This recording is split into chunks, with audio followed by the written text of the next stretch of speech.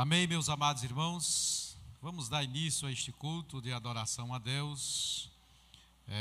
O segundo culto, do segundo dia do nosso Conselho Nacional da Igreja de Cristo no Brasil, sob o tema Perseverando no ensino, na comunhão, no partir do pão e nas orações.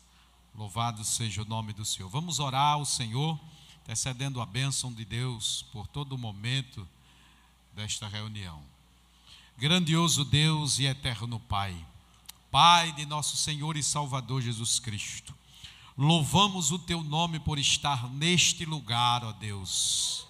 Senhor, aqui exaltado é o Senhor, bendito é o Teu nome, Senhor amado, e esta reunião é para adorar o Senhor, para Te bendizer, para engrandecer o Senhor, oh aleluia, é para dizermos, ó Pai amado, de que somos Teus servos, Teus filhos, adoradores, aleluia, do Senhor.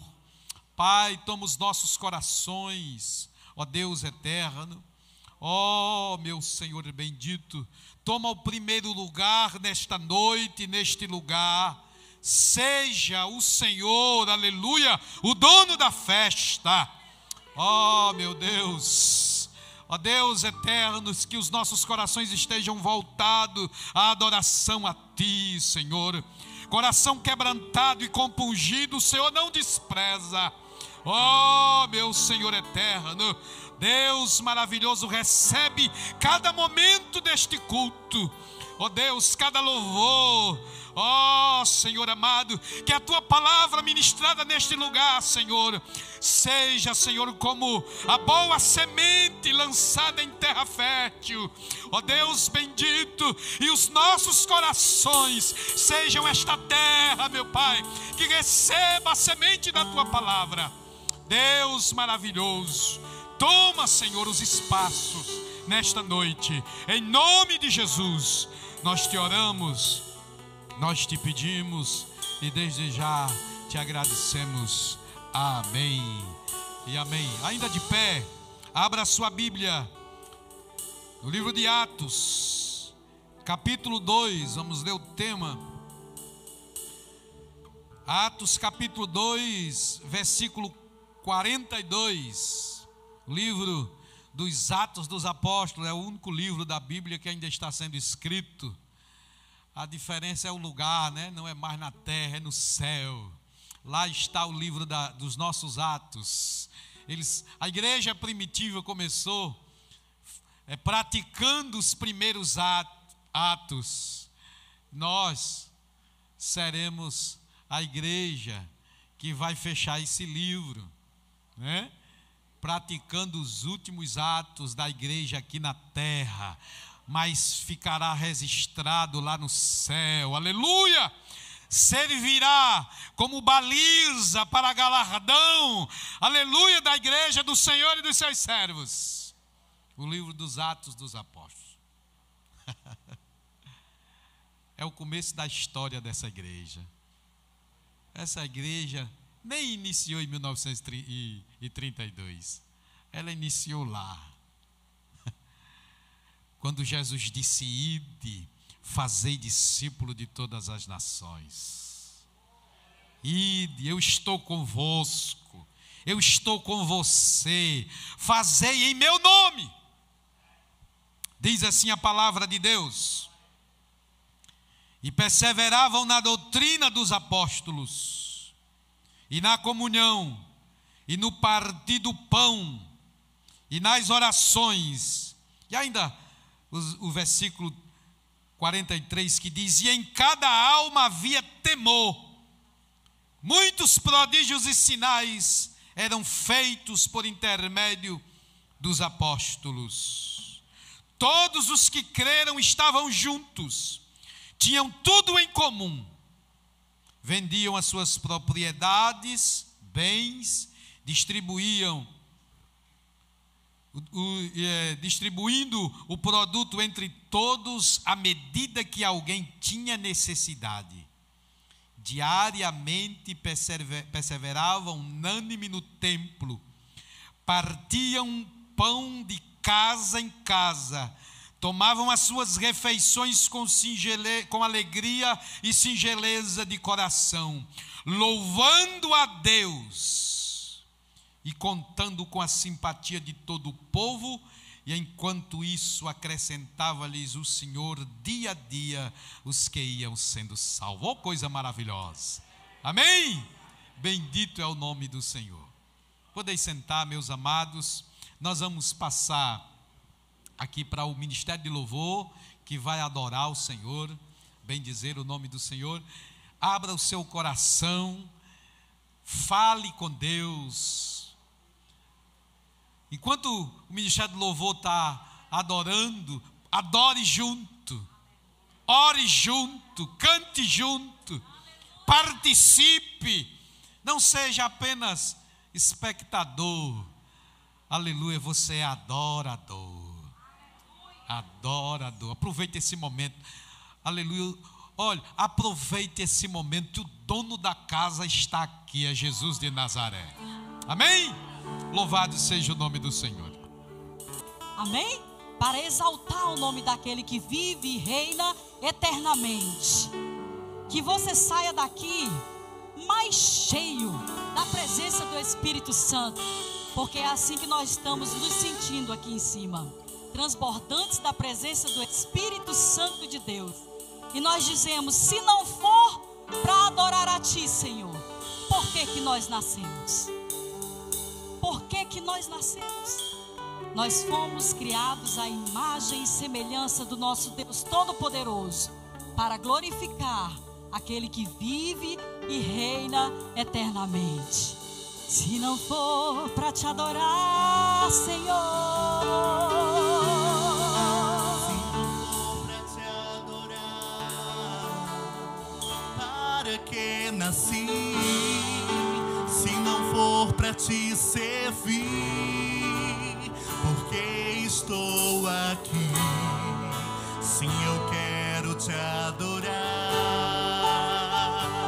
te adorar.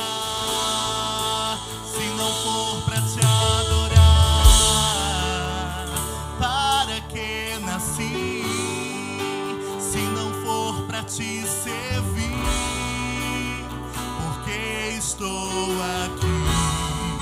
Sim, eu quero te adorar, te adorar. Senhor, estou aqui.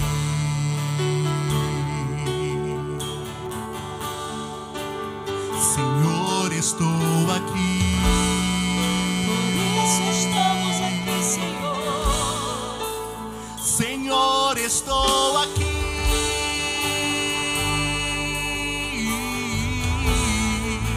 Senhor, estou aqui.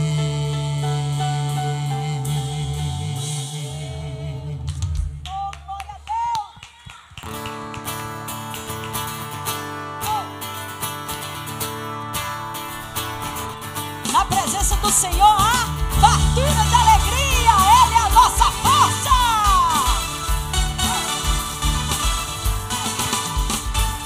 Diante do trono, Senhor, quero levar minha oferta de amor. Diante do trono, Senhor, quero levar meu sacrifício de louvor. As minhas mãos levantar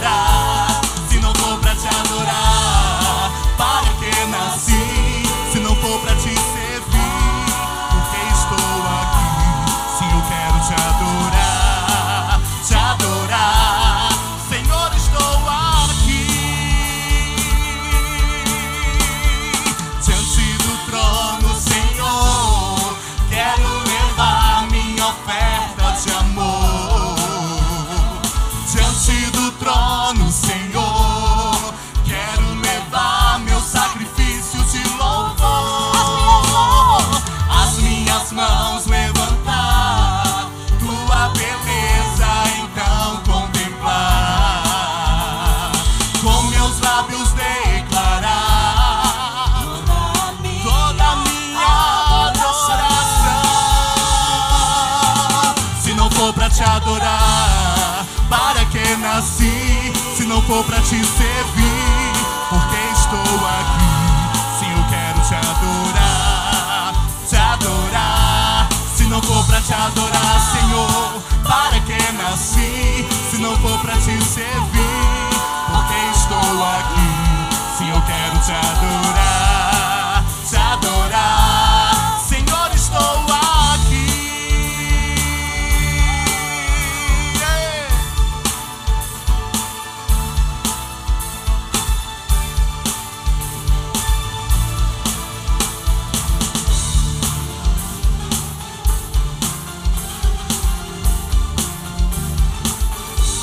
Se não for pra te adorar, para que nasci? Se não for pra te servir, porque estou aqui? Sim, eu quero te adorar, te adorar. Se não for pra te adorar, para que nasci? Se não for pra te servir, porque estou aqui? Sim, eu quero te adorar, te adorar. Senhor, estou aqui. Senhor, estou aqui. Senhor, estou aqui. Eu quero te adorar.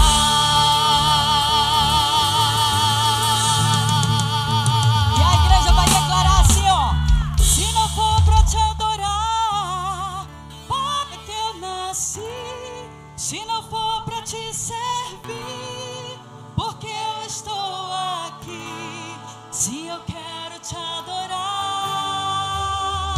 te adorar. Mais uma vez. Se não for pra te adorar, para que eu nasci?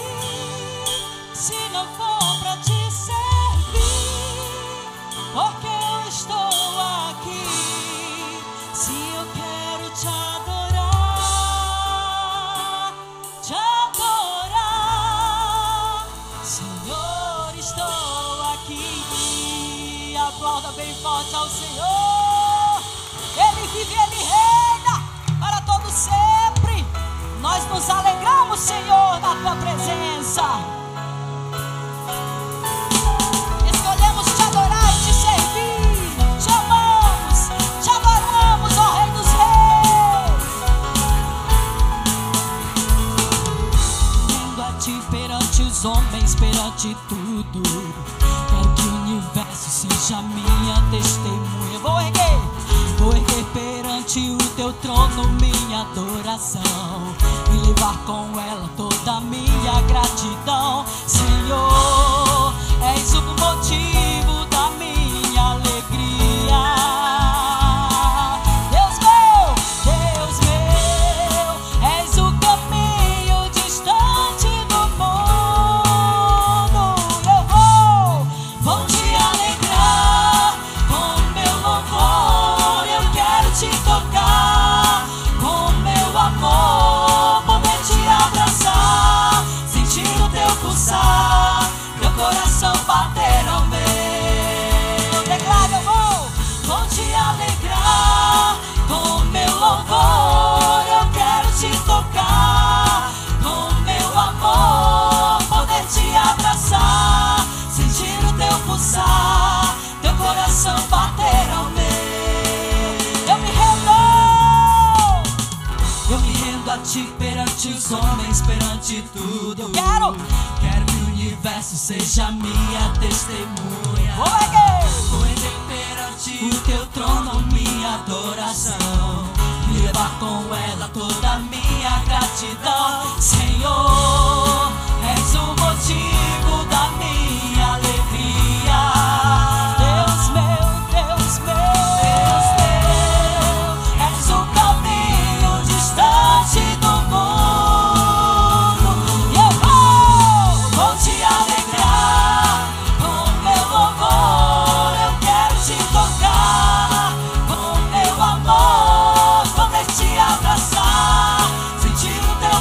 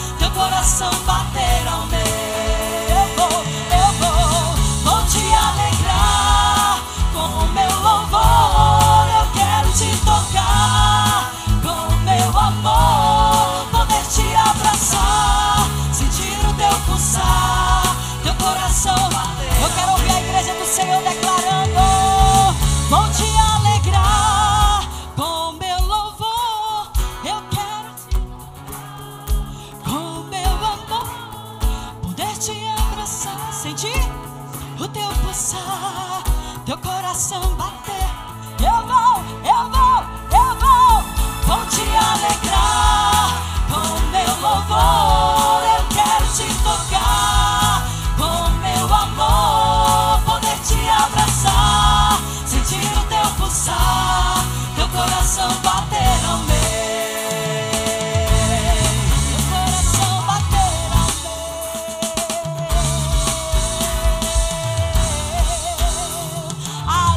Aleluias.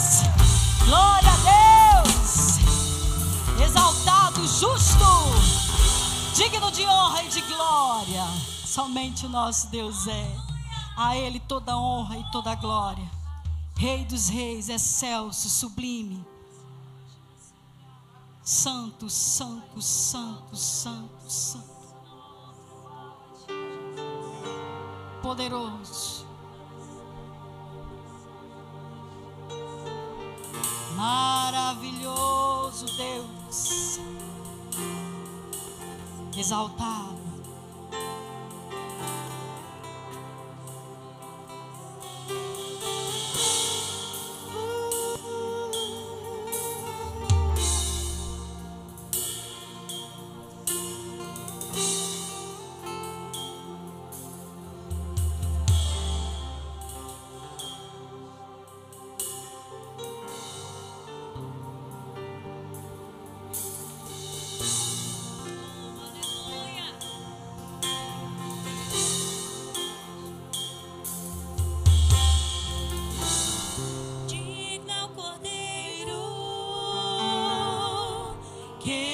Foi morto,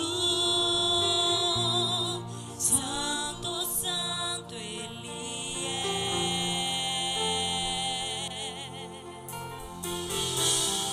Um novo cântico ao que se assenta sobre o trono do céu.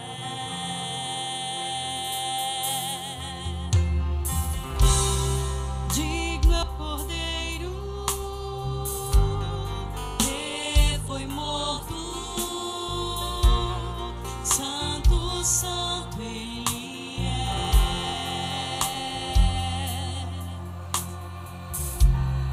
Um novo cântico ao que se assenta sobre o trono do céu.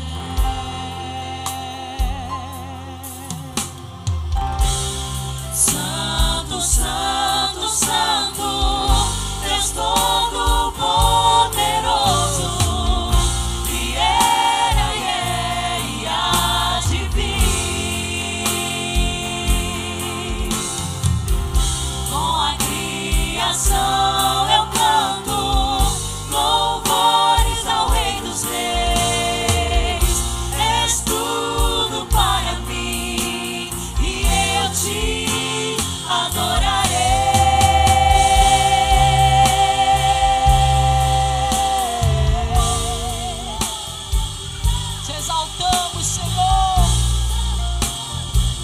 A ti toda honra e toda glória.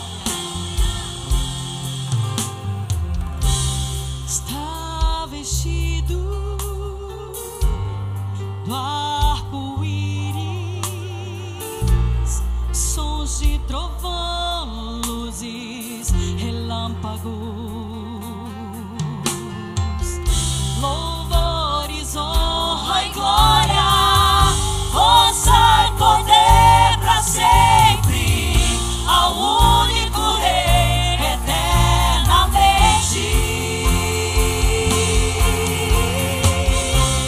Santo,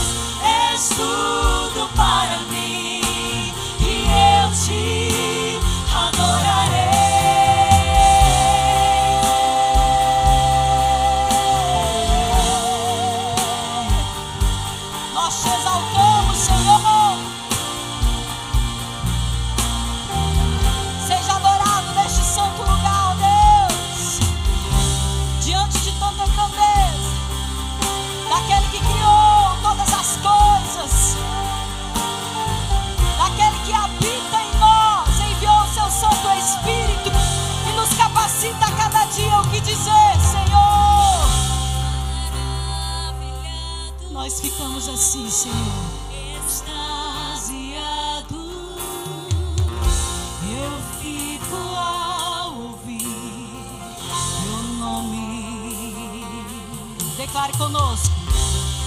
Maravilhado, extasiado, eu fico a ouvir seu nome, Jesus, Jesus, Jesus, teu nome é força, é fôlego de vida, misteriosa água viva.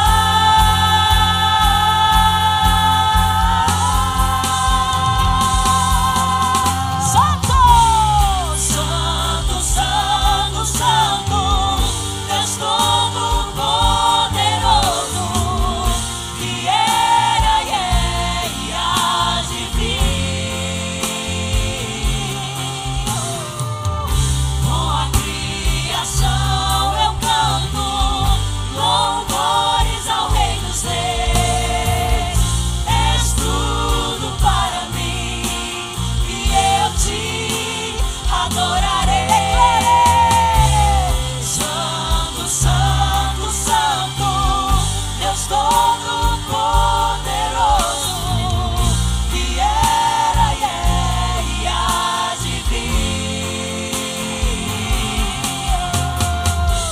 Com a criação eu canto louvores ao Rei dos Reis. És tudo para mim e eu te adorarei. A igreja declare.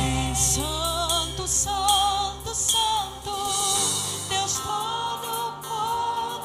Declare. Que era e há de vir. Com a criação eu canto louvores ao Rei dos Reis. És tudo para mim e eu te... Recebe, Senhor, toda a adoração da tua igreja. Como aroma de sacrifício suave, suba as tuas narinas a nossa adoração. Recebe, você pode orar em línguas nesse momento. Chame a atenção do Senhor. Chame a atenção do Senhor. Fale palavras de amor a Ele. Santo, Santo, Santo, Deus Todo-Poderoso, que era e é. Atrai a presença de Deus nesse lugar. Ele já está aqui. Está movendo as águas neste lugar. Somos todos servos do Senhor e precisamos mais e mais dessa capacitação que Ele derramar sobre nós. Atrai a presença do Senhor. Santo, Santo, Santo. Diga para Ele. Deus Todo-Poderoso, que era e é e há de vir. Nós te adoramos, nós te adoramos. Recebe toda a honra, recebe toda a glória. Eu canto louvores ao Rei dos Reis. És tudo para mim e eu te adorarei. Eu sou o Alfa e o Ômega, o princípio e o fim, o primeiro e o último. Não há outro como Ele. Bem-aventurado aqueles que lavam as suas vestiduras no sangue do Cordeiro, para que eles assistam direito à árvore da vida e entrem na cidade pelas portas. O Espírito e a noiva dizem: vem. Aquele que ouve, diga: vem. Aquele que tem sede, venha. E quem quiser, receba de graça a água da vida. A água da vida. És tu, Jesus. Tu que estás assentado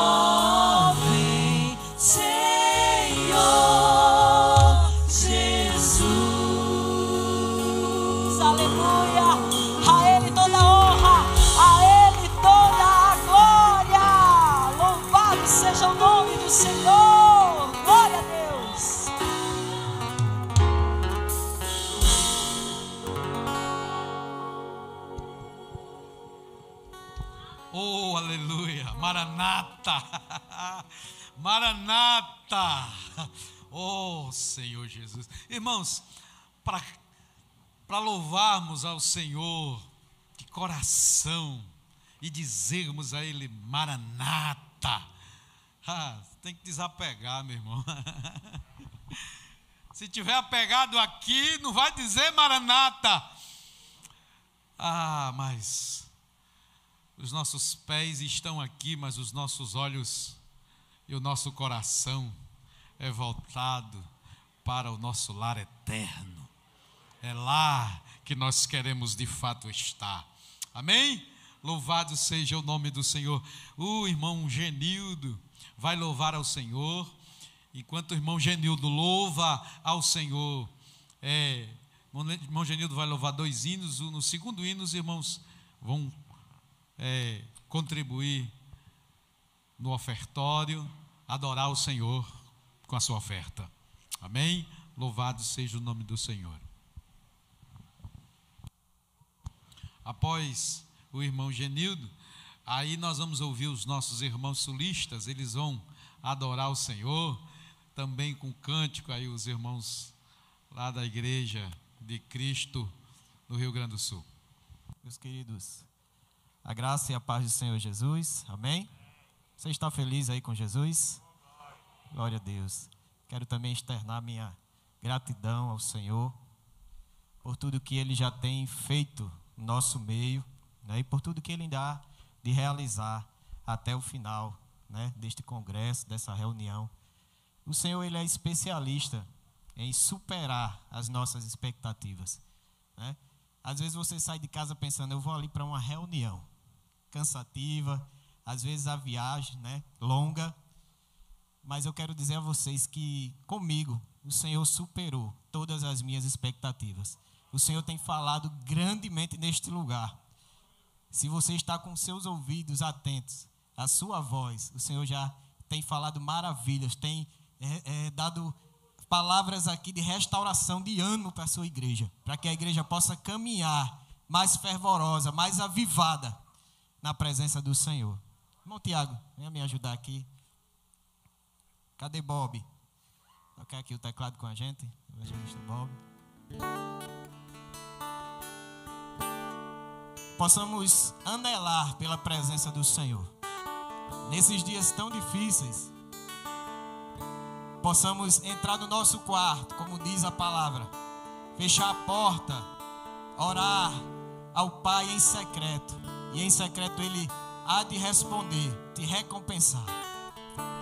Entre no quarto, feche a porta. Chegou a hora de falar com Deus. Dobre os joelhos e sinta a presença que toma todo este lugar. Sinta a glória de Deus.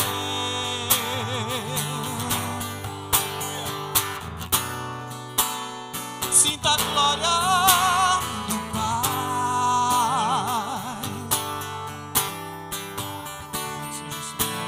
Não te detenha se as lágrimas rolar e as batidas do teu coração acelerar. É Ele mexendo no secreto da gente, o lugar que ninguém conhece, mas Ele viu e sabe curar. Ele viu e sabe o remédio para curar toda ferida. E Jesus, tua presença é o que eu mais quero. Tua presença é o meu remédio. Jesus, eu não quero ouro nem prata, eu só quero que cuide de mim. Eita, que presença é essa? Presença que mexe e confronta com tudo aqui dentro da gente, que causa arrepio na alma e a gente sente. Jesus, que eu perca dinheiro, perca amigo, só não quero perder tua presença, tua presença.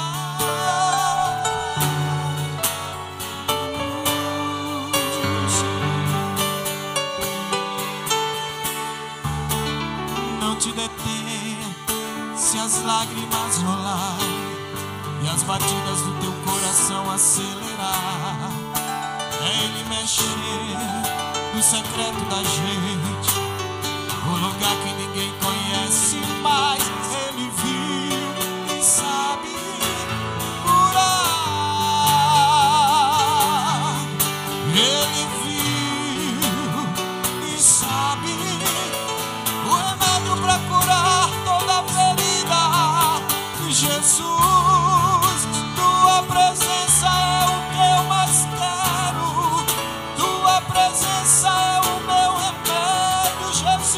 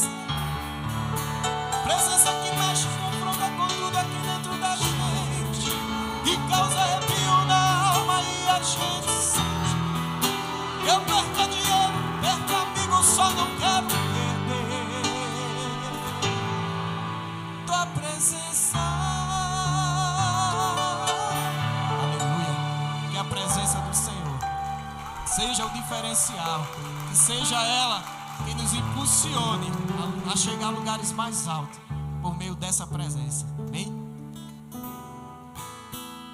Vamos contribuir agora, adorar com as ofertas enquanto o irmão Genildo louva aqui o segundo hino. Ok? Tiaguinho, batera. Vamos cantar esse louvor que nos lembra de tudo que já foi ministrado, né?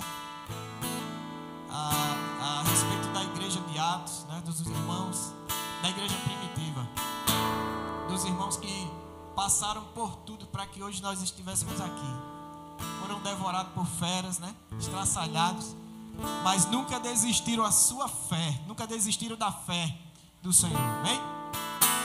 Sempre vou lembrar da coragem do amor, da firmeza e vontade, da fé e devoção da igreja do tempo de Paulo, de Pedro e João, que enfrentavam a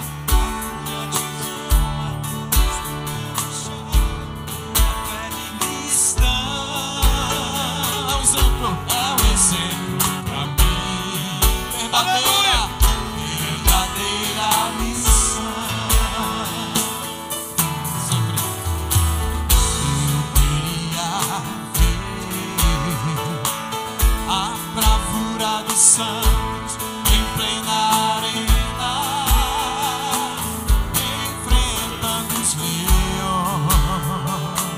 Quanto mais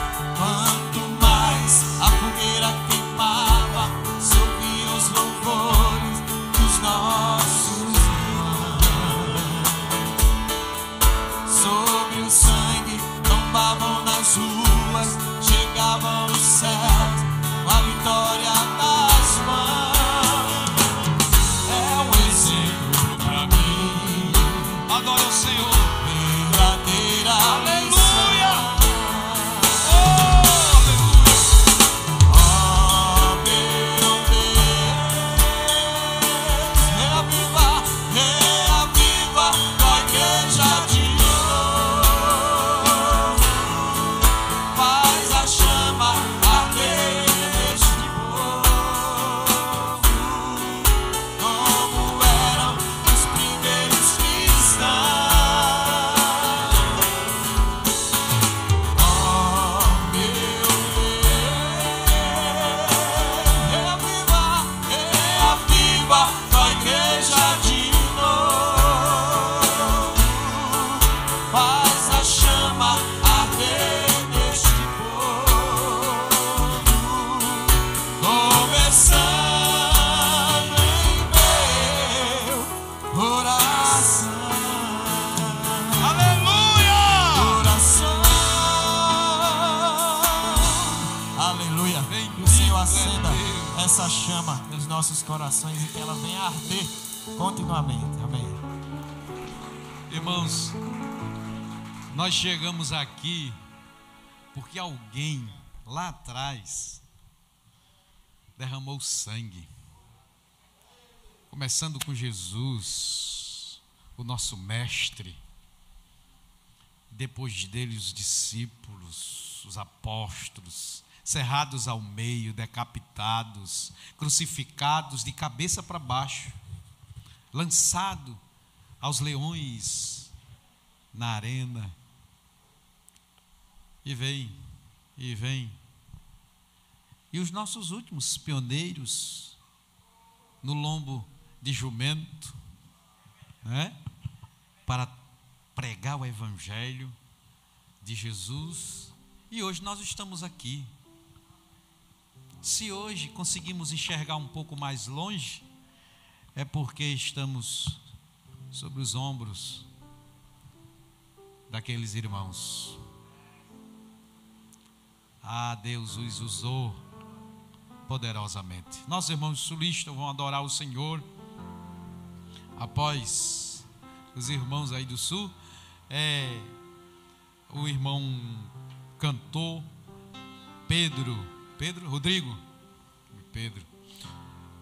O cantor Rodrigo vai louvar o Senhor e após o cantor Rodrigo nós iremos ouvir a palavra.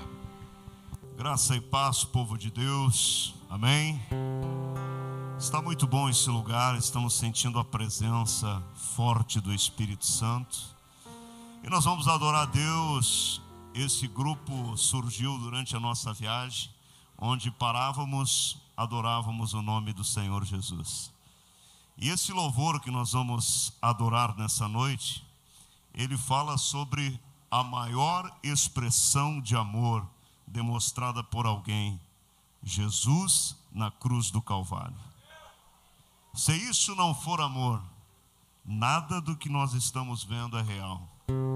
Jesus morreu por nós e por isso nós estamos hoje alegres, felizes e adorando o seu nome. Quero convidar os irmãos, todos juntos vamos adorar a Deus. Vamos fazer um grande coral, colocamos em pé. Todos conhecem, é uma das canções mais lindas da música evangélica. Louve a Deus com toda a tua força nessa noite. Deixou o esplendor de sua glória, sabendo o destino aqui, estava só e ferido no Gólgota para dar sua vida.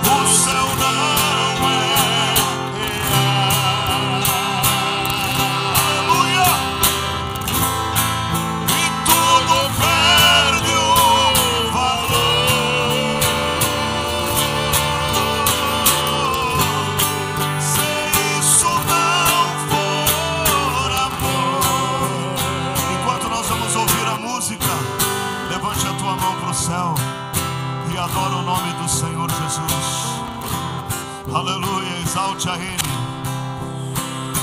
porque só Ele é digno de toda honra e de toda glória. Aleluia! A maior expressão de amor foi demonstrada por Ele na cruz do Calvário. Aleluia! Adore e exalte, engrandeça o nome dEle. Aleluia, só Ele é digno de toda honra e de toda glória. Se isso não for amor,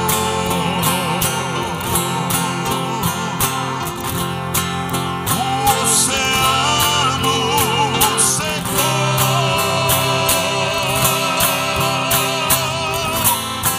não há estrelas no céu.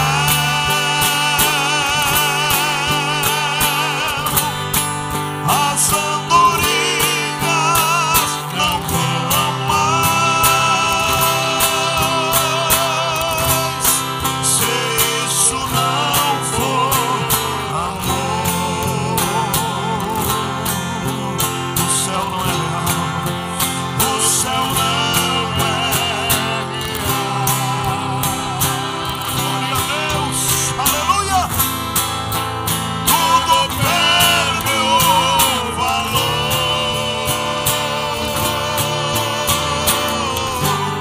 se isso não for amor.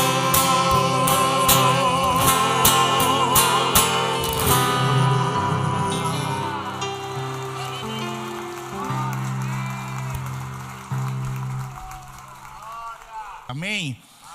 Ele quer ser louvado, Ele quer ser adorado nessa noite. Vamos continuar louvando e continuar exaltando a esse Deus que é grande, a esse Deus que merece toda honra e toda glória. Aleluia.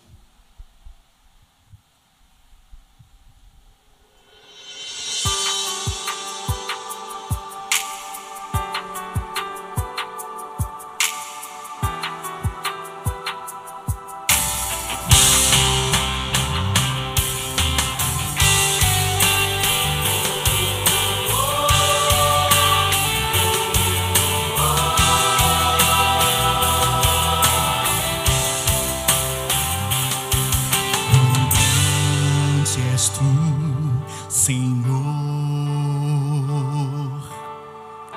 maravilhas fez por mim.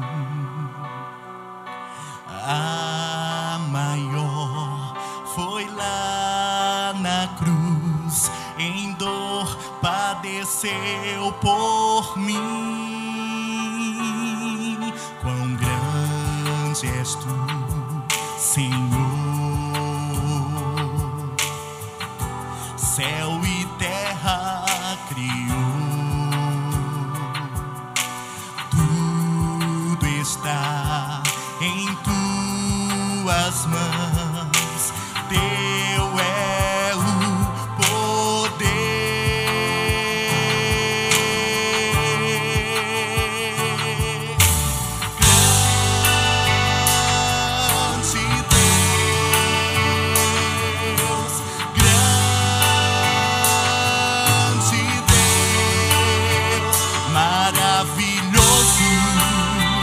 Deus poderoso, grande Deus,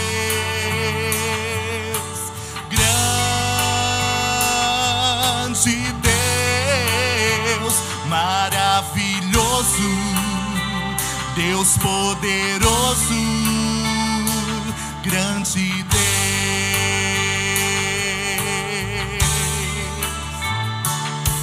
Quão grande és tu, Senhor, maravilhas fez por mim. A maior foi lá na cruz, em dor padeceu por mim, por ti. Quão grande és tu, Senhor. Céu e terra tu criou, céu e terra criou,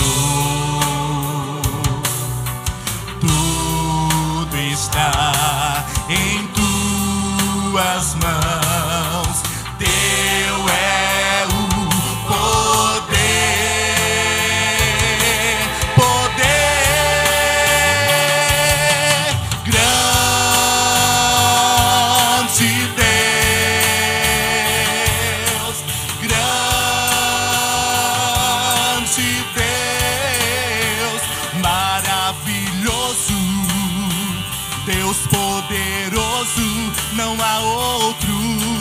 Grande Deus, grande Deus, maravilhoso, Deus poderoso, grande Deus. Essa você sabe, então cante. Então minha alma canta a ti, Senhor. Tu és grande, Jesus, quão grande és tu. Não há outro igual a ti, quão grande és tu. Então minha alma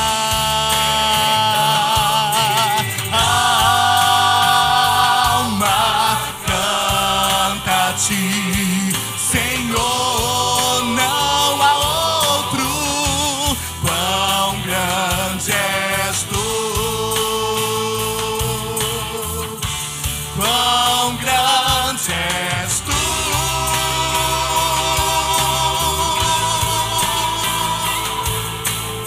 Só tu és grande, grande Deus.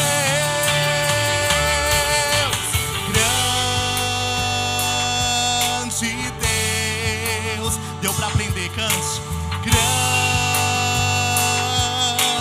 Deus, diga maravilhoso, maravilhoso, Deus poderoso, só Ele é.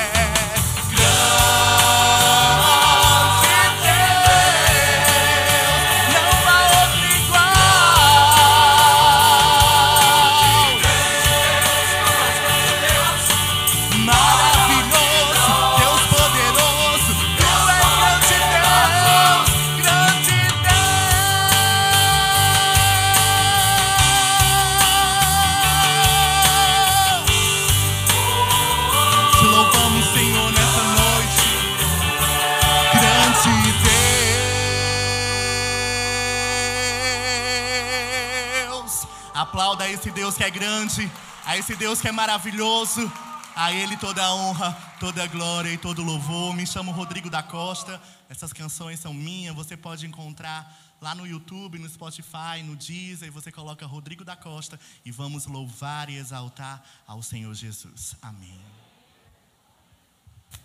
Irmãos, o pastor Adilson de Jesus vai estar orando pelo pastor Márcio Moraes, que vai estar trazendo a ministração da palavra de Deus aos nossos corações.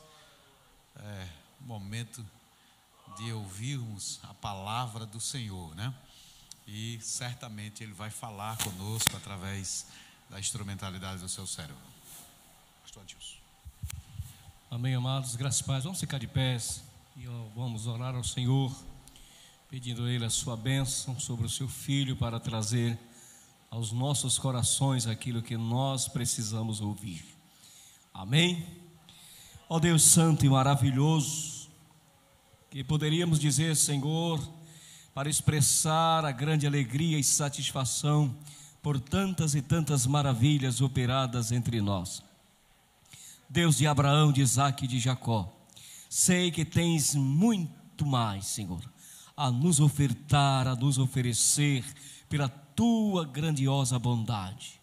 Senhor, nós queremos em continuidade ouvir a tua voz, a falar conosco, ó Deus, das tuas grandezas, das tuas maravilhas, Senhor, que queres nesta noite revelar-nos, ó Deus. Para tanto, usa o teu filho, instrumentaliza-o, ó Deus, outra vez, para a honra e glória do teu santo nome, assim te rogamos, Pai.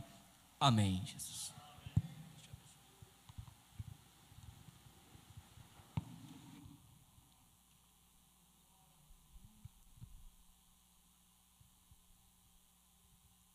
Queridos irmãos, a graça e a paz do Senhor Jesus, amém? Para nós é uma alegria, agradeço à diretoria nacional, na pessoa do nosso presidente reeleito, pastor Antônio Dantas, pelo abençoado convite de estarmos aqui, pensando e refletindo sobre esse tema tão preciso e tão atual, necessário como tema geral, a perseverança na doutrina dos apóstolos, na comunhão, no partir do pão e nas orações. E esse tema mais particular que vamos trabalhar sobre a fé que nos une em tempos de crise. E antes de iniciarmos, inclusive lermos o texto que usaremos como base inicial para nosso sermão, eu gostaria de fazer menção a alguns materiais aqui. O primeiro deles, Vida de Oração em Tempos Difíceis, e que guarda muita similaridade com o nosso tema, a fé que nos une em tempos de crise. Eu tive a oportunidade de ler o livro do Mateus Vasconcelos. Antes dele ser impresso, ele mandou para a gente olhar, e fomos nós que fizemos uma das recomendações. E minha alegria e meu ânimo foi de perceber com que delicadeza ele tratou a vida de oração, não apenas na vida de Jesus, na vida do apóstolo Paulo, na vida da igreja, e como ele conseguiu misturar a sua própria experiência de fé e consegue falar com muita simplicidade e profundidade, o que é raro, a conciliação dessas duas coisas, ser simples e ser profundo ao mesmo tempo. Nós queremos ainda fazer menção do material de Escola Bíblica Dominical já disponível, impressão da COPAD, Comissão para Assuntos Doutrinários, e edições Aliança, Sólida Glória, Deus e seus atributos, e de eternidade a eternidade, Deus e seus atributos. Este, numa perspectiva trinitariana ou trinitária, um assunto, a nossa vez, extremamente urgente, como uma vacina rápida, e não é contra o russelismo, o testemunho de Jeová, mas dentro da nossa própria igreja cristã, nós estamos sendo atacados pelo liberalismo, que, entre outras coisas, tem diminuído o conceito da divindade de Cristo e da ação do Espírito Santo enquanto ser divino. E o lançamento da nossa revista de Escola Bíblica Dominical, de eternidade a eternidade, abordando ainda os atributos de Deus, porém, não mais numa perspectiva trinitária da Trindade, mas na perspectiva do Deus único, em reflexão ao propósito e o conselho eterno de Deus. Então, são 3 dicas que a gente gostaria que vocês não apenas adotassem de forma pessoal, mas que se estendesse ao ensino, ao conteúdo doutrinário, teológico da comunidade do qual vocês fazem parte. Amém, queridos? Recebam essa recomendação. Eu gostaria de ler o texto que nós utilizamos como texto base de todo o encontro, Atos, capítulo 2, verso 42. Vamos abrir o texto? O texto é muito conhecido. Eu acho que se eu pedisse para os irmãos lerem de cor, leriam. Atos, capítulo 2, a partir do versículo 42, e nós faremos algumas reflexões a partir desse texto e depois dele. Atos 2, 42.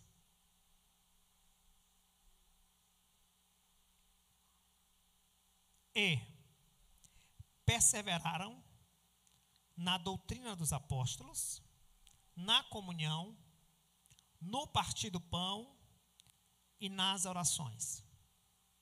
Em cada um havia temor, e muitos prodígios e sinais eram feitos por meio dos apóstolos.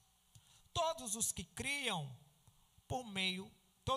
estavam juntos e tinham tudo em comum. Vendiam as suas propriedades e bens, distribuindo o produto entre todos, à medida que alguém tinha necessidade. Diariamente, perseveravam unânimes no templo, partiam o pão de casa em casa e tomavam as suas refeições com alegria e singeleza de coração, louvando a Deus e contando com a simpatia de todo o povo. Enquanto isso, o Senhor lhes acrescentava dia a dia os que iam sendo salvos. Amém, queridos? Nós recebemos um tema bem interessante dentro desse mesmo contexto, em que a igreja primitiva, nos seus primeiros momentos, recebe um testemunho do início da sua caminhada. Nós estamos diante de uma igreja embrionária e que sedimenta, fundamenta o seu início de fé sobre alguns princípios que serão não apenas desenvolvidos durante essa caminhada, as construções que essa igreja, a partir desses princípios mencionados nesse texto, que a meu ver, me parece ser o texto áureo da epístola, do livro de Atos, me parece ser o texto áureo, porque é a partir desse texto em que nós vamos começar a ter contato com a expansão missionária por meio dessa comunidade. E é claro, a dúvida que sempre é debatida e discutida por muitos, se a experiência da igreja primitiva, em seu momento embrionário, ela é melhor ou tem mais confiabilidade, confiança, credibilidade do que a nossa experiência atual. Tanto que nós vemos, inclusive, denominações que utilizam o termo igreja primitiva, irmãos que falam muitas vezes nos púlpitos, que a experiência da igreja primitiva é uma experiência a ser almejada, desejada, e lamentam até, inclusive, que a nossa experiência como igreja dos nossos dias poderia estar aquém, e que, na verdade, a gente deveria muito mais desejar viver os tempos passados do que viver a caminhada da igreja, a aproximação do dia do Senhor. E também não é a nossa intenção bater o martelo com relação a esse grande debate, se a experiência da igreja primitiva, não somente de fé, mas de construção teológica, doutrinária, apostólica, é uma experiência melhor do que a experiência da igreja que se aproxima do dia do Senhor. Porém, algumas observações nós achamos interessantes de fazer essa análise, ou acompanhar o dia a dia dessa igreja, que por esse texto apenas começa uma caminhada. Embrionariamente, esse texto, ele apenas inicia e vai nos revelar como a igreja irá se comportar nos dias apostólicos, como ela irá consolidar, edificar, como ela irá enfrentar problemas que, como por elas foram vencidos, nós não experimentamos nem vivemos, ou problemas que, mesmo tendo sido vividos, experimentados por ela, são vividos cotidianamente sobre as nossas experiências atuais, pessoais, e nas nossas crises, que são muitas.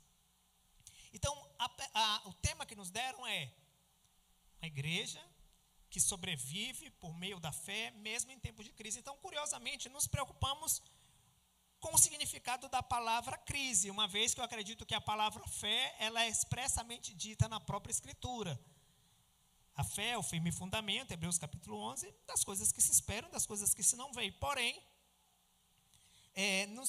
achei interessante que nós nos apropriássemos um pouco dessa definição da palavra crise. Eu encontrei algumas em diferentes dicionários.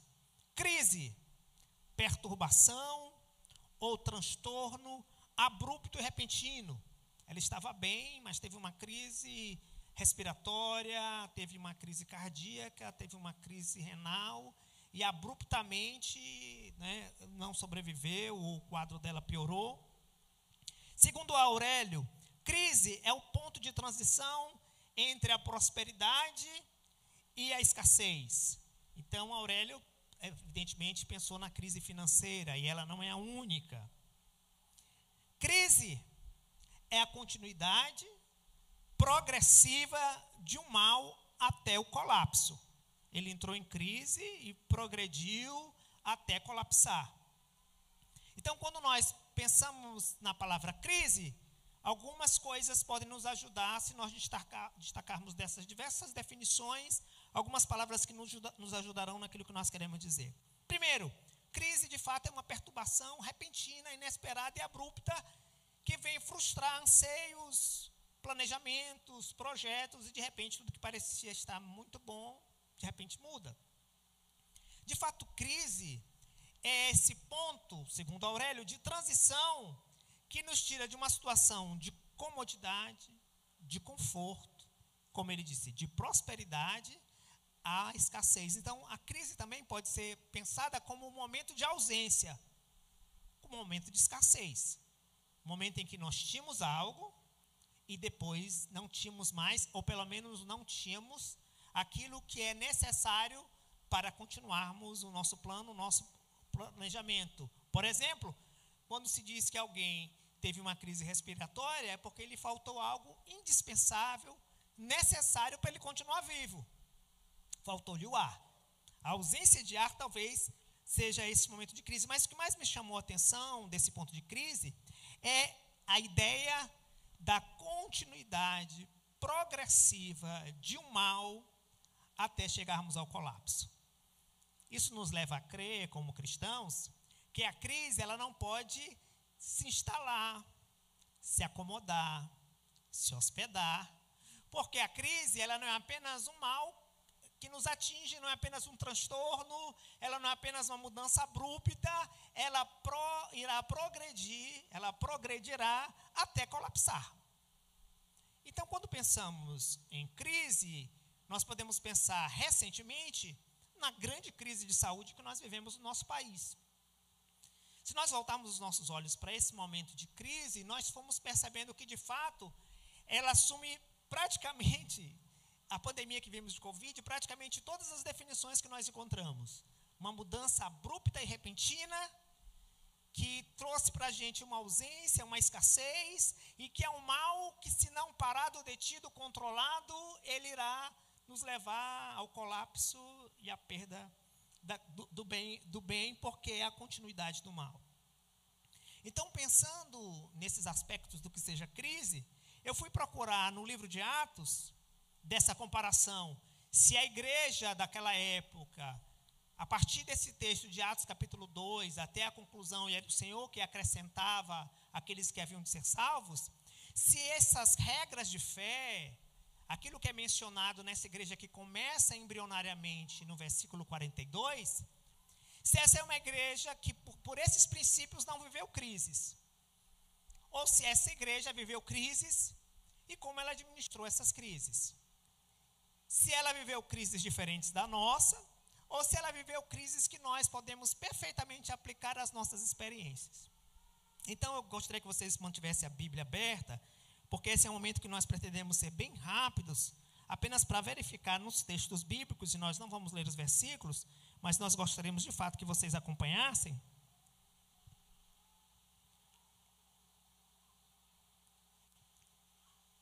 Para que essa igreja nos espelhe, nós precisamos verificar ou perceber se essa igreja viveu ou não crises diferentes ou parecidas com as quais nós vivemos os nossos dias. Essa igreja, ela viveu crises de ministério. Apesar de todos os princípios contidos no capítulo 2, versículo 42 e diante, ela vive a sua primeira crise antes desse próprio texto do versículo 42. E a primeira crise que eles viveram está lá no capítulo 1, no versículo 12. Algo inesperado e repentino e abrupto que mudou uma condição e que poderia levar a um colapso do início da igreja. Eles perderam um dos 12. Pelas razões que nós não vamos descrever, detalhar, eles perderam um dos 12. E essa igreja percebeu que tinha perdido um dos 12 e pensaram, é um assunto que nós precisamos resolver, porque entendemos que nós não podemos ser 11, nós temos que ser 12. A estrutura pedagógica, apostolar da igreja estava baseada nesse conceito de 12, tanto quanto a estrutura pedagógica do Antigo Testamento estava baseado na eleição de 12 tribos, na eleição de uma nação a partir de 12 tribos. E essas referências que são incutidas no Antigo Testamento não são despercebidas de uma igreja que se diz ter uma doutrina apostólica. Tanto que ela cita, versículo 20 e versículo 21, um texto de Salmos que faz referência ao cumprimento profético da morte de Judas e que ele precisaria ser substituído. Então você percebe que é uma igreja que, diante da crise, ela foi buscar nas Escrituras a orientação de como suceder a crise. E Lucas faz questão de dizer, essa é uma igreja que, em meio da primeira crise ministerial, não se reúne para pensar ideias humanas, mas ela vai para o texto bíblico e diz, olha, me parece que essa situação que nós estamos vivendo foi de antemão prevista nas Escrituras. Salmo 20, né, é mencionado, versículo 20 e 21, é mencionada a referência de Salmos. Fique deserta a sua morada. E aí, eles precisam de princípios e referências para vencer uma crise de ministério. Nós precisamos escolher um apóstolo. Mas para nós escolhermos um apóstolo, nós precisamos pensar que referências alguém precisa ter para ser um apóstolo. E aí eles decidem. Os requisitos de um apóstolo Paulo, de um apóstolo, eles têm que ser alguém que acompanhou Jesus desde o batismo até a ressurreição. Precisamos escolher dentre nós alguém que tenha seguido e acompanhado Jesus. Por quê? Porque houve uma escola de discípulos. Alguém não poderia ser escolhido que não tenha feito todos os períodos dessa escola. Ele precisava ter vindo o testemunho do Espírito Santo, dizendo: este que é o meu filho amado, que eu me comprazo.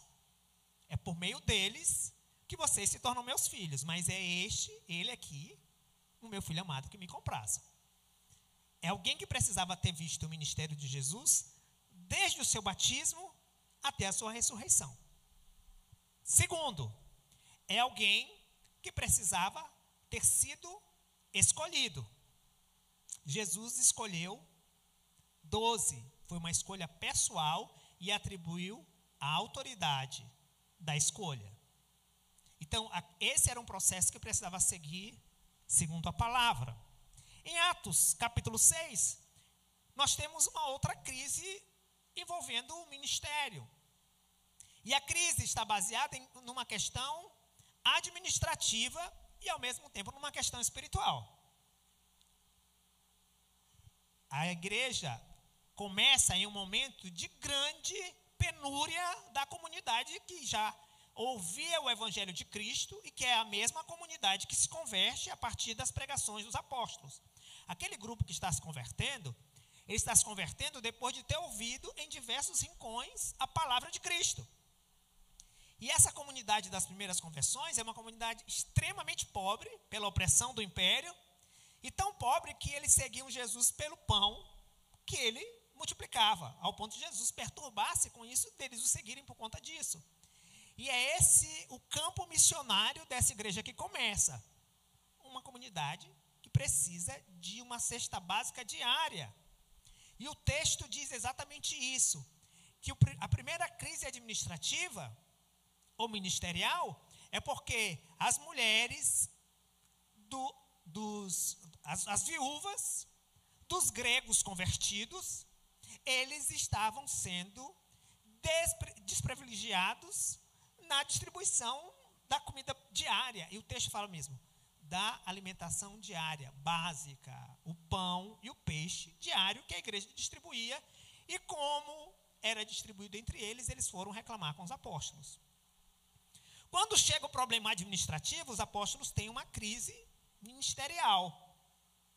Meu Deus, nós fomos escolhidos, nós temos um trabalho árduo de construção doutrinária, não tinha uma bibliazinha aqui, né? Com todos os evangelhos, epístolas. Nós precisamos fazer uma passagem doutrinária entre o Antigo Testamento e o Novo, precisamos ensinar um povo com uma cultura diferente, em junção com uma cultura legalista e uma cultura pagã, e nós temos um trabalho apostólico que não é apenas doutrinário, mas é espiritual, a gente vai precisar orar muito. E aí vem um problema que o pastor Aragão está vivendo aqui na fila, e o povo que não chega no horário para jantar, e o povo que deixa comida no prato, e vem um problema administrativo, e eu estou preocupado aqui com doutrina e com oração, e eles vivem a primeira crise. Mas eles resolvem essa crise ministerial a partir de uma percepção bíblica. E eles dizem, nós vamos precisar de pessoas que nos ajudem a resolver o problema das viúvas, a dividir o pão sobre a mesa delas. Tanto que muitos de nós entendemos esse caráter duplo do servir as mesas da Eucaristia ou da ceia com a necessidade diária básica de uma comunidade extremamente faminta devido à opressão do Império Romano. E aí surge o trabalho do diácono, surge o diaconato. Mas eles dizem, mas não podem ser homens que não tenham uma empatia espiritual pela necessidade dos outros, que não tenham fervor espiritual, que não tenham conhecimento das Escrituras, porque senão a gente terceiriza pessoas não evangélicas, não cristãs, e eu estou parafraseando, evidentemente. Vamos convidar um psicólogo cristão, não cristão, para resolver problemas de traumas no meio da igreja. Vamos convidar um administrador não cristão para elaborar os nossos planos de crescimento, gerenciar a nossa liderança. Ele disse, não, embora não seja um trabalho diretamente relacionado com a doutrina e com a oração, mesmo que seja para servir as mesas e entregar cestas básicas, nós vamos precisar mesmo de homens crentes, fervorosos, cheios do Espírito Santo. E eles resolvem a segunda crise ministerial a partir disso. A crise mais comum que essa igreja viveu, e não sei se dá para chamar de crise, porque faz parte da missão, mas eu elegi hoje chamar de crise no meu sermão, que é a perseguição. Para nós, talvez hoje, domesticados, civilizados, pelas comodidades, das facilidades, inclusive midiáticas, que são ferramentas, a gente entenderia a perseguição como uma crise abrupta, inesperada, da carência de liberdade. E talvez nós colocaríamos todos os conceitos de crise para a perseguição. E a gente está elegendo esse conceito de perseguição, a ideia de crise, porque para a igreja, a sua caminhada, o seu momento com Deus, a pregação do Evangelho, de fato foi afetado por diversos momentos em que a perseguição se tornou presente, ao ponto de hoje nós pensarmos, será que a crise não é a caminhada comum da igreja? Será que a perseguição não é uma caminhada comum da igreja? Será que nós podemos chamar a perseguição como uma crise? Como aquele mal contínuo que, se nós não dermos um jeito, ele vai nos colapsar? Eu tenho minhas dúvidas em relação a isso, apesar de eu ter elegido a perseguição como crise. Porque a perseguição não é um mal que vai nos colapsar. Pelo contrário, a perseguição é um mistério que nos vai fazer crescer. Sempre foi assim. A perseguição sempre fez a igreja crescer e não diminuir. O pastor Wellington Barbosa falou na manhã sobre isso e falou pontualmente, e é verdade. Perseguição alguma nunca nos acanhou. O contrário, sim. A comodidade sempre nos acanha pelo Evangelho. E aí nós vemos, diante de algumas crises atuais, pessoais, eu estava dizendo, eu gosto de falar certas verdades enquanto eu estou ministrando, e não importa se está filmando, se tem live, se está no Facebook, se está no Instagram, eu digo, é mistério do meu trabalho, não tem jeito, da minha missão. E se eu não puder ser preso, se eu não for apanhar, se ser processado, é uma perseguição dos tempos modernos e da civilidade, que eu seja processado. Mas a perseguição foi um dos momentos que a igreja viveu. E a perseguição, a partir de Atos capítulo 4, versículo 1, que é a primeira ideia de perseguição, ela acontece pela prisão, pela coação, pela ameaça.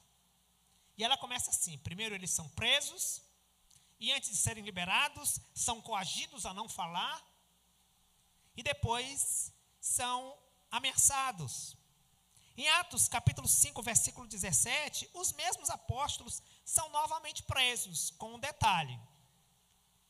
O versículo 17 diz assim: e eles foram presos por causa da inveja dos fariseus. Eles foram presos porque eles invejaram. Eles invejaram porque o povo ouvia a palavra que eles diziam e os sinais os seguiam. Atos capítulo 7, os irmãos conhecem, quando Estevão é finalmente morto, e ele é o primeiro a sofrer de fato o martírio, que é a progressão da perseguição. Primeiro presos, depois ameaçados. Não está dando certo. Terão que ser mortos. E desde Estevão até os nossos dias, essa é a trajetória da igreja. E se alguém me disser que nós não somos perseguidos e que nós não estamos sendo mortos, eu penso que o nosso conceito de igreja está equivocado. Porque os irmãos que estão sofrendo na Coreia do Norte, os irmãos que estão sofrendo no Oriente Médio, os irmãos que estão sofrendo como igreja perseguida em todas as partes do mundo, não são outra igreja. É a mesma. Nós estamos geograficamente separados. Então a igreja nunca deixou de ser perseguida. Nós continuamos sendo perseguidos. A diferença é aquilo que o próprio apóstolo fala. Assim como os vossos irmãos também estão sofrendo em todo o mundo. Em todos os lugares.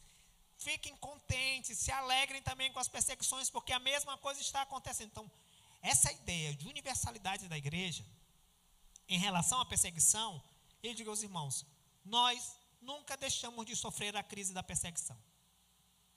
A diferença é que ela não nos leva ao colapso. Atos, capítulo 8. A igreja é perseguida por um camarada chato chamado Saulo. E o texto fala claramente, ele começou a perseguir a igreja do Senhor. Atos capítulo 12. Novamente, Pedro e Tiago, a diferença é que Tiago foi morto. E Pedro foi liberado, depois de ser preso.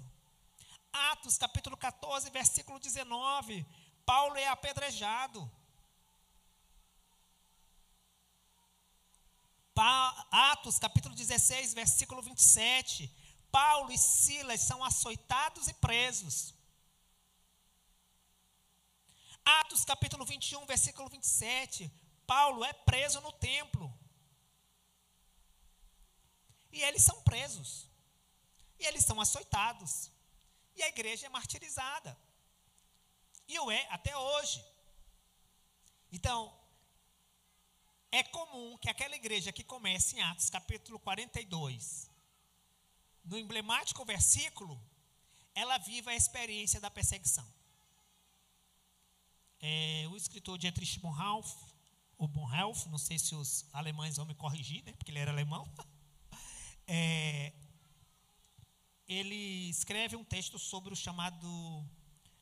a relação da igreja com martírio e tiranicídio. E o que é o tiranicídio, né? Como nós reagimos quando estamos sendo mortos por tiranos.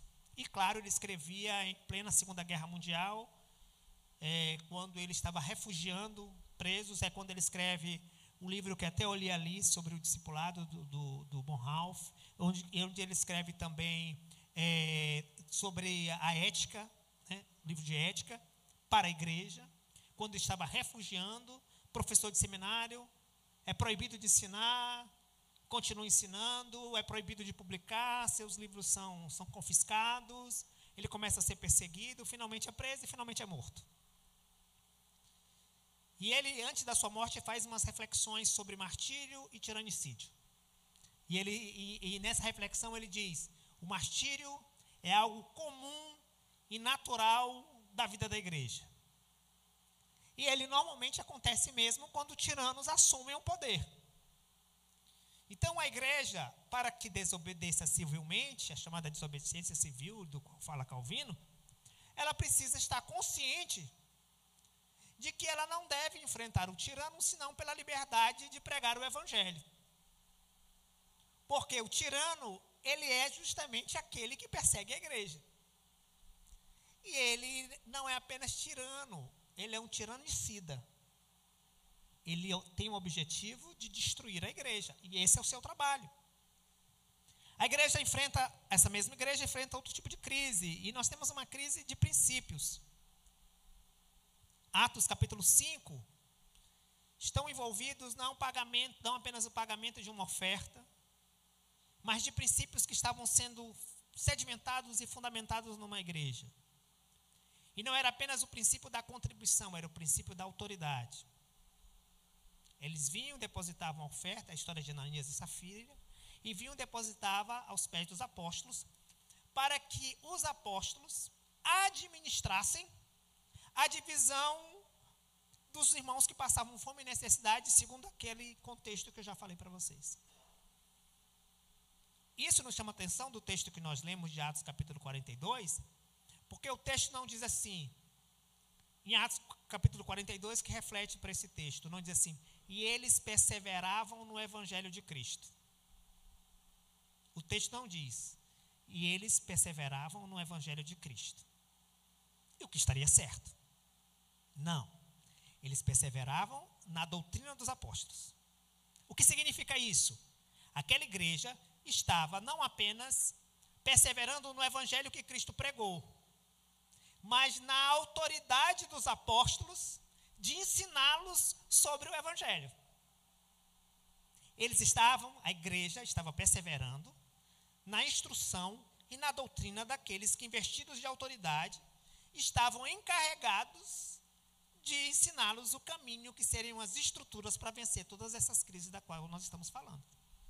Então, quando nós estamos falando de uma igreja que a gente quer que seja modelo para a gente precisa sim pensar que se nós pretendemos usar eles como modelo para vencer crise ministerial, para vencer crise de princípios, nós não podemos usar expressões comuns que dizem hoje, não, o importante é o reino. Não me subjugo a ordenanças, não me subjugo à autoridade, não me subjugo a aquilo que aqueles que estão investidos de instruir, de ensinar. Está incutida na ideia, perseverar na doutrina dos apóstolos, uma ideia de corpo que está sob liderança e cabeça. Então, a fé que nos une em tempo de crise, ela nos une debaixo de autoridade, ela não nos une debaixo da dispersão. Não é cada um pensando segundo a sua ideia, segundo a sua cabeça, segundo o seu entendimento sobre o evangelho. Mas uma igreja que começa a partir desses princípios, ela certamente irá vencer as crises que se agigantarão sobre ela, porque é uma igreja que ela persevera não apenas sobre o evangelho, que seria a interpretação particular do meu ventre, sobre o meu contexto, sobre o meu interesse, aquilo que eu quero, sobre a minha vontade de escolher do que é bom e do que não é bom naquilo que está na Bíblia. Mas uma igreja consciente que sobre ela há uma autoridade, e essa autoridade apostólica tem a responsabilidade da doutrina. E a palavra doutrina, que vem do grego didaskalia, quer dizer exatamente isso, ensino. Eles não perseveravam nas palavras que foram ditas por Jesus, eles perseveravam no ensino que os apóstolos ensinavam à igreja sobre aquilo que aprenderam com Jesus. E aí, eu volto a dizer que na comparação entre nós e uma igreja que está perseverando na doutrina dos apóstolos, nós temos privilégios e nós temos um bom adiantamento. Porque eles não tinham uma palavra canonizada, formalizada, construída, resolvida, uma comunidade mista que dependia da construção da teologia que ainda estava por vir. Então, não instruir uma igreja doutrinariamente é um problema. Mas uma igreja não submeter-se a uma doutrina debaixo de autoridade é uma crise que tende ao colapso. E uma crise que vai e que deve instaurar-se numa igreja que não segue esses parâmetros, que não segue esses padrões, é a chamada crise de teologia. E quando a gente fala crise de teologia, não é da crise curso de teologia, teologia enquanto estudo, teologia enquanto ciência. Essa é ferramenta. Ferramenta pode vir boa ou pode vir ruim. Como qualquer ferramenta pode estar enferrujada, ou pode cortar, como qualquer ferramenta, a teologia enquanto ciência, estudo, curso, matéria, pode ser uma boa ferramenta, pode ser uma péssima ferramenta. A crise de teologia é a crise de parâmetros de ensino a partir da autoridade das Escrituras. E eles vivem as suas crises teológicas, e são muitas, e já começa. Atos capítulo 10. A primeira crise teológica é também uma crise pessoal. Pedro é chamado aí à casa de Cornélio. Mas ele está envolvido por conceitos que ele aprendeu. E Deus intervém e explica para ele, olha, esse problema da tua teologia pode ser elaborado, pode ser ajustado, pode ser melhorado. E ele atende, e a sua solução teológica se transforma em missão. E a missão se transforma em conversão. E a conversão se transforma em crescimento. Então, quem acha que a crise de teologia não traz problemas, está muito enganado. Traz problema para a missão. Muitas igrejas que hoje não pregam o evangelho porque acham que quem está destinado, está destinado, está predestinado, e não vou pregar o evangelho, porque Deus vai trazer sem mim. E muitas igrejas que têm crises teológicas sérias, que trabalham muito por conversões psicológicas e por conversões sociais, que são incapazes de pregar pecado, justiça e juízo sob o temor clientelista de que essa pregação, ou esse sermão, ou esse ensino seja duro demais para quem já foi vitimizado pela sociedade, por homens e mulheres que já sofrem nas suas culturas locais, mulheres que já são vítimas de violência doméstica, jovens que os pais eram alcoólatras e que bebiam, e que a igreja só pode, para eles, convertê-los por meio de uma linguagem explicitamente amorosa, acolhedora, sem espaços ou refugos para qualquer outro tipo de teologia mais firme, doutrinária ou específica. E hoje nós vimos igrejas, muitas delas empilhadas de pessoas, prontas para abandonar no primeiro sermão mais rigoroso. E quando nós pensamos que crises teológicas não trazem problemas, nós vamos nos deparar com problemas que essa igreja vai viver. Pedro, em Atos capítulo 11, versículo 18, ele usa como referência da sua teologia para dizer, olha, eu fui lá e preguei mesmo, e o homem se converteu. E não só ele, toda a família. E sabe o que aconteceu?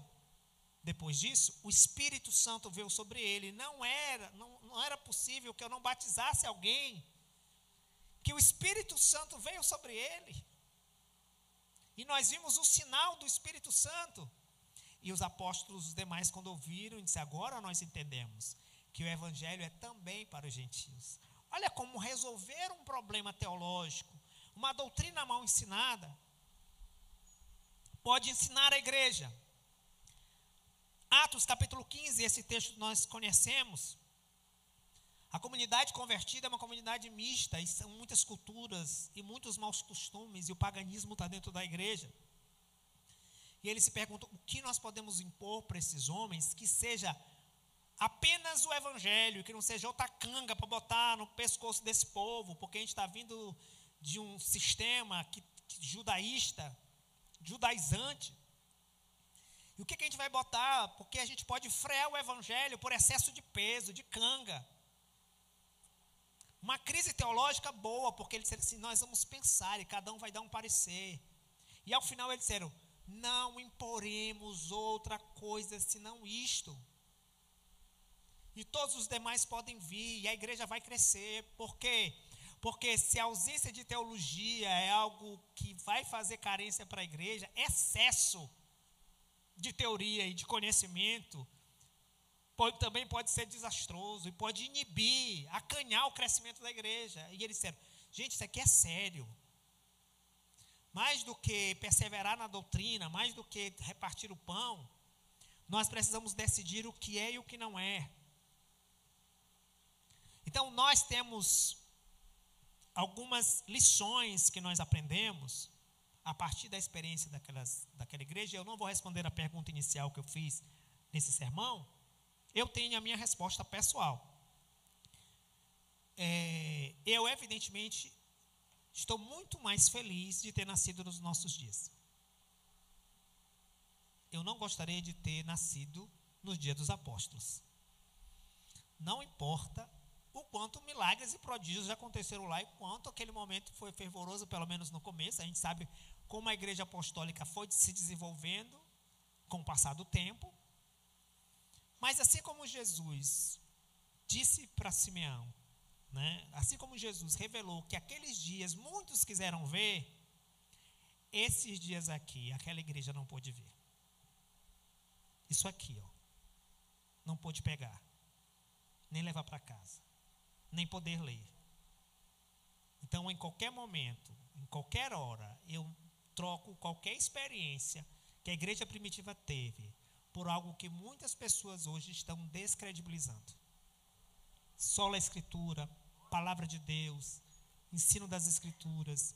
A nossa igreja vive, ela talvez não esteja sabendo aproveitar, uma experiência muito melhor, que é de ter a revelação da Palavra de Deus e do Cristo em suas mãos.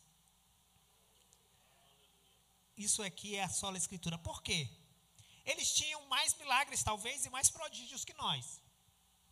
Mas nós, pelas Escrituras, só não temos porque não queremos. Mas eles, ainda que quisessem ter milagres e prodígios, não poderiam ter a Escritura completa. Então, nós temos o que eles não tinham e podemos ter o que eles tinham. Desde que sigamos perseverar na doutrina dos apóstolos, na comunhão, no partir do pão, nas orações, tendo tudo em comum. E essas não são fórmulas para evitar a crise, são fórmulas para vencê-las. Por isso, algumas lições, e nós já estamos chegando na parte final, porque o tempo aqui passa mais rápido do que aí embaixo. Algumas coisas devem nos ensinar e com elas nós estamos encerrando. Algumas aplicações. Qualquer crise, qualquer que seja ela, ou de missão, ou ministerial, ou mesmo crises pessoais. A fé que nos une no meio da crise não é necessariamente uma fé que nos une no meio de uma crise eclesiástica. Mas a fé deve nos unir também em crises pessoais. E nós estamos vivendo não apenas crises eclesiásticas, mas nós estamos vivendo muitas crises pessoais. Crise de identidade. Muitos jovens estão sendo alimentados. Isso tem que ser reproduzido em muitos de nós. Muitos crentes da nossa igreja não sabem quem são. E não estou falando apenas do ponto de vista da sexualidade, não. Estou falando do ponto de vista de ser um homem, de ser um pai de família, de ser um homem que gosta de trabalhar, que gosta de manter a sua casa. Muitas mulheres não sabem o seu papel. Feminismo cristão dentro da igreja. Quando Deus poderia trabalhar elas na condição de adjuntora, que é o papel para o qual elas foram chamadas, com excelência, Deus há de levá-las ao máximo dessa experiência, e honrá-las, e amá-las, e elas serem utilizadas por Deus debaixo daquilo para o qual a palavra de Deus as designou. Mas isso não é só entre as mulheres. Muitos homens não querem assumir a sua posição. Então nós vivemos uma crise de identidade muito séria que pode ser curada pela palavra de Deus. Mas não apenas isso. Hoje nós vivemos crises de fidelidade em todas as áreas. De honestidade, cristãos ou não cristãos. Vivemos uma crise seríssima de autoridade. E quando a gente fala autoridade, não significa dizer se congregar numa igreja e chamar alguém de pastor. De entender conceitos de autoridade, inclusive doutrinária, inclusive eclesiástica, inclusive de relacionamento. Vivemos crises de autoridade e elas se reproduzem nos nossos professores, se reproduzem nos nossos filhos, mas não é diferente porque também está na igreja. Então nós vivemos diferentes crises, mas a palavra de Deus nos cura. Algumas aplicações. Uma crise revela quem somos. E isso é bom. Inclusive uma crise revela trigo e joio. Quem é crente e quem não é. Então as crises elas nos ajudam. Porque a crise revela até mesmo quem é líder e quem não é, quem é pastor e quem não é.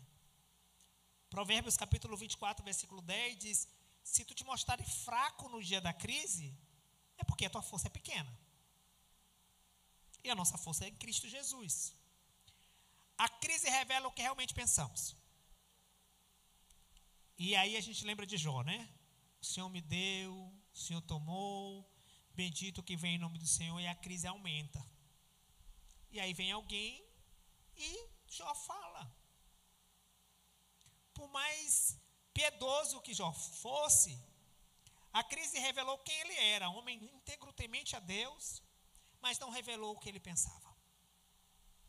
Foi preciso ser cutucado para dizer: não, pastor, eu realmente estou aqui, mas eu vou ser muito honesto com o Senhor. Eu não concordo. Eu discordo, eu não penso, eu não caminho junto.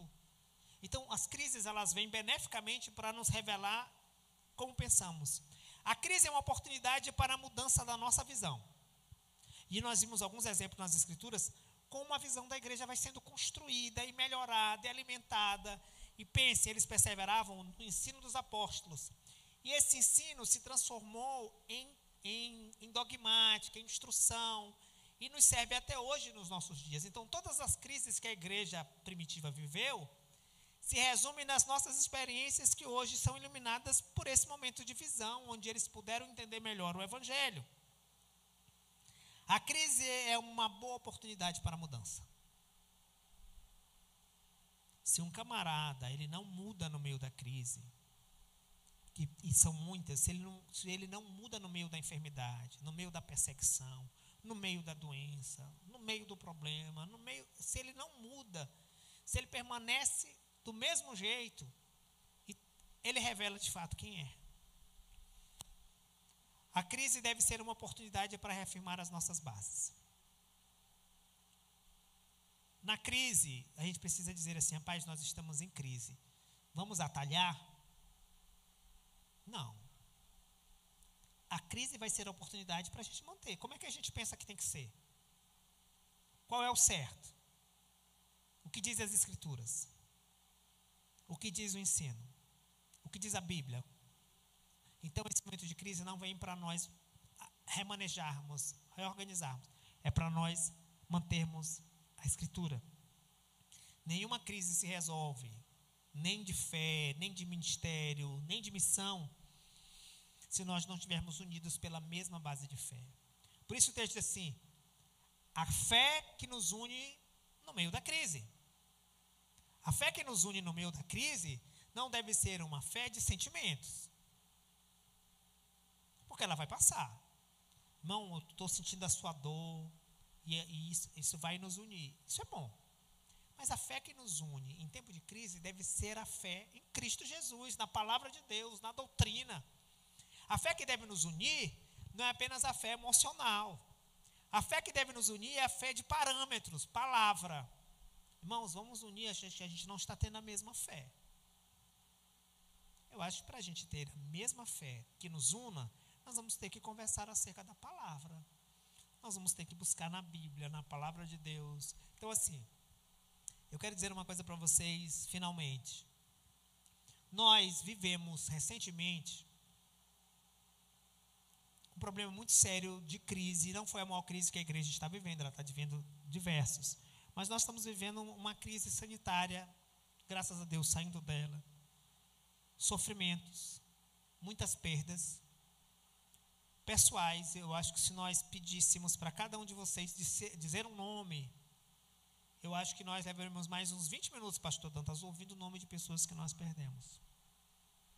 Mas enquanto eu estava ouvindo o louvor, a ministração, as decisões que nós tomamos, sabe o que eu percebi? Que mesmo tendo passado por essa crise, a fé que nos uniu não foram apenas das ligações, das mensagens, porque isso nós recebemos também de pessoas não evangélicas, de pessoas não cristãs. Uma mensagem de condolência nós recebemos das mais diferentes pessoas, e a gente assiste até nos meios de televisão. O que nos uniu, o que nos faz crescer, o que fez nós tomarmos a experiência que tomamos hoje, de nos unirmos, quando muitas igrejas estão querendo separar, nós estamos querendo nos unir, é a fé na palavra de Deus. A fé que nos une no meio da crise, a fé que nos fortalece no meio da crise, é a fé da doutrina dos apóstolos. É a fé que nos faz perseverar nela, que nos faz crer nela e nos faz prosseguir nela. Amém, queridos? O tempo aqui não me permite mais continuar. Deus abençoe os irmãos em nome de Jesus. Pastor Dantas, a gente faz esse momento agora, senhor? Irmãos, nós combinamos juntamente com o pastor Dantas e com a diretoria e o conselho representativo que nós teríamos um momento de condolência pelos irmãos que partiram para o Senhor, né? A princípio, a nossa ideia era fazer uma projeção, listar os nomes das muitas pessoas que partiram com o Senhor, mas nós não tivemos oportunidade devido às demandas do próprio Conselho Nacional. E nós vivemos esses sentimentos cada vez que isso aconteceu. Lá em São Luís nós perdemos pessoas muito próximas, muito queridas. Vocês aqui também perderam pessoas muito próximas, muito queridas. Mas Deus nos permitiu o consolo das Escrituras e o consolo da ressurreição de Cristo. Nós somos confortados por isso. E durante todo o dia nós nos perguntamos, né, o que nós poderíamos dizer para esses, né, ou para as famílias que ficaram. É que o trabalho no Senhor não foi em vão. E nós estamos vivendo e viveremos nos próximos dias toda a efervescência espiritual, não apenas em obras, não apenas em milagres, mas acima de tudo, em crescimento espiritual e missiológico. E as igrejas vão sendo desenvolvidas, como já foi dito aqui, como resultado do trabalho, do labor desses obreiros que tiveram conosco. Então nós chegamos a pedir para que nos enviassem as listas. Nós não recebemos a lista daqueles que gostaríamos de ter passado aqui e ficamos com muito receio. Nós conversamos hoje, se a gente colocasse o nome de alguém, esquecesse nomes aqui. E talvez a gafe seria muito maior. E aí eu me lembrei que na CIA, nos Estados Unidos, os nomes dos agentes mortos não são mencionados. Eles viram uma estrela numa parede, porque eles têm vínculos, relações que não podem ser mencionadas, que comprometem outros que ainda estão no campo de batalha. E aqui não é o caso, né? Nós não temos vínculos e não estamos sob ataque direto de falar e homenagear esses nossos irmãos em Cristo Jesus. Mas os seus nomes não serão esquecidos e seus nomes não são mais importantes do que as suas histórias. E as suas histórias se refletem naquilo que nós estamos vivendo. Essa efervescência espiritual da nossa união na fé e do crescimento da Igreja de Cristo. Então, se você perdeu alguém, assim como eu perdi, e muitas pessoas perderam aqui, eu queria que você ficasse de pé agora.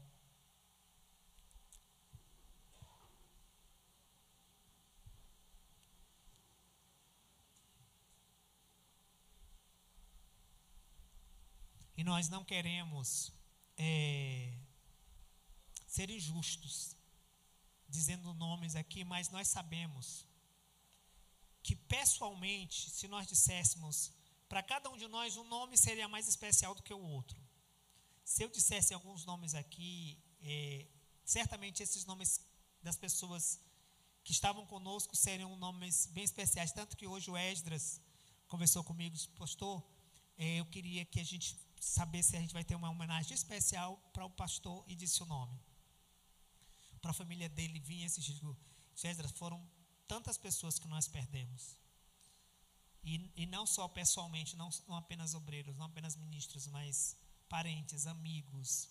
E que não vai ter como, nem se nós quiséssemos fazer uma homenagem específica e especial para alguém.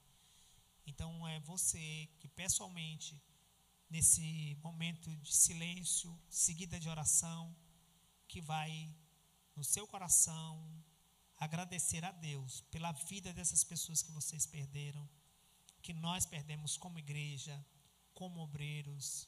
E eu quero convidar a todos a fazer esse minuto de silêncio seguido de oração. Vamos ficar em pé, em nome de Cristo Jesus.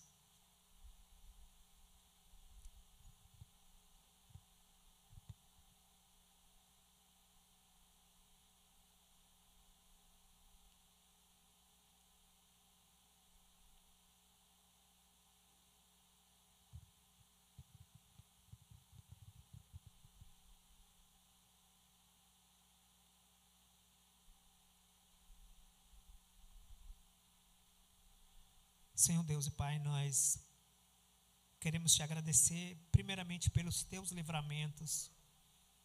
Todas as coisas cooperam para o bem daqueles que te amam. E tudo está segundo o teu eterno propósito, e nós confiamos nele.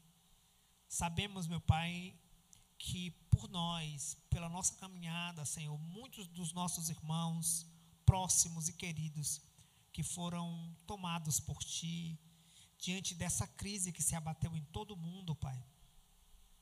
E embora o mundo não tenha tido referenciais para responder a esta crise, Pai, nós, enquanto igreja, graças a Deus, temos a Tua palavra. E a Tua palavra que foi o nosso norte, foi o nosso consolo, que foi a nossa alegria, Pai, seguida de nova tristeza e novo consolo, e nova tristeza e novo consolo e nova alegria, por sabermos que na esperança da vida eterna em Cristo Jesus, nós reencontraremos os nossos irmãos, Pai, cujos nomes, cada um de nós, Pai, nesta hora, pronuncia para Ti como agradecimento, Pai. Muito obrigado, meu Pai, pelo trabalho, pelo labor, pelo relacionamento que tivemos, pela amizade, Pai, pelos momentos de fé, de alegria que tivemos com cada um destes homens e dessas mulheres que partiram para o Senhor, Pai. Pai, nós queremos Te agradecer porque sabemos que eles agora já descansam do seu labor. A Tua palavra diz que é melhor estar contigo, Pai. E nós queremos Te agradecer porque confiamos e acreditamos, meu Pai, que cada um desses, Senhor, que está contigo agora, Pai, já está em alegria, em gozo eterno, segundo a eterna salvação que o Senhor nos entregou em Cristo Jesus, não segundo os nossos méritos, nem segundo as nossas obras, meu Pai. Por isso nós queremos Te agradecer, Pai, de forma pessoal, Pai, por cada uma dessas pessoas, Pai, que assim como todo mundo, Senhor, foram tomados segundo a Tua soberana vontade, Pai, eles para juízo, os nossos, Pai, para a salvação eterna, porque cremos e confiamos na doutrina, Pai, de que nenhuma condenação há para aqueles que estão em Cristo Jesus, Pai, e cremos, meu Pai, que aqueles que creem em Ti, Jesus Cristo, não entrarão em juízo, passaram da morte para a vida eterna. Meu Pai, muito obrigado. Amém, queridos? Se nós fizermos um minuto de silêncio, eu quero chamar vocês para fazer uma salva de palmas agora em Cristo Jesus.